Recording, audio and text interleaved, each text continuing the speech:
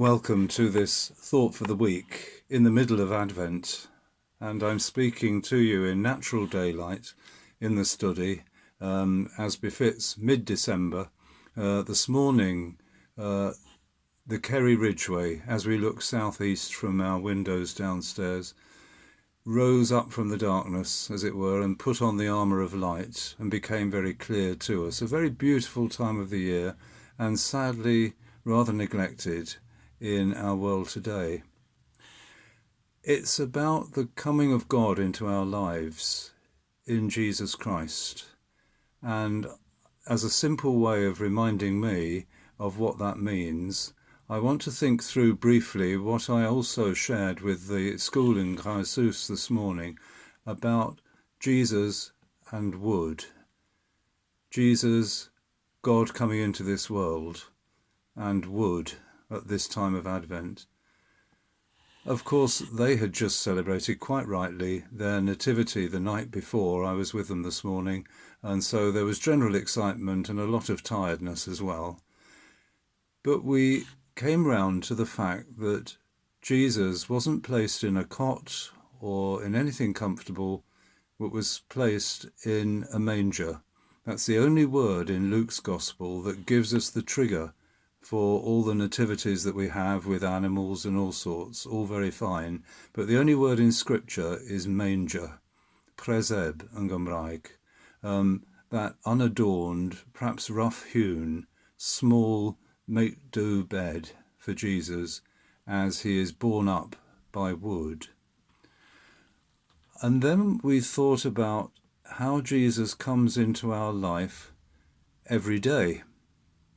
And I had a picture of Holman Hunt's The Light of the World. You may see it in your mind's eye or look it up on Google or whatever to see what I'm talking about.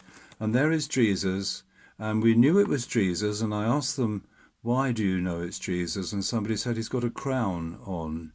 And then I said, well, what's the crown made of? And I could fortunately expand the picture so people could see. And one of the young girls said, it's a crown of thorns, wood. And Jesus, of course, at his death, was borne up on the cross of wood, carried by wood, in birth at the manger, and in death on the cross. And we then looked further at the picture and noticed that Jesus was knocking on the door. He had a beautiful lantern and the moon was behind him. It's a captivating picture. And the children were very quiet as we all looked at it. And I said, what's that door made of? And somebody nearer the front who could see through the foliage of Holman Hunt's beautiful picture, it's made of wood.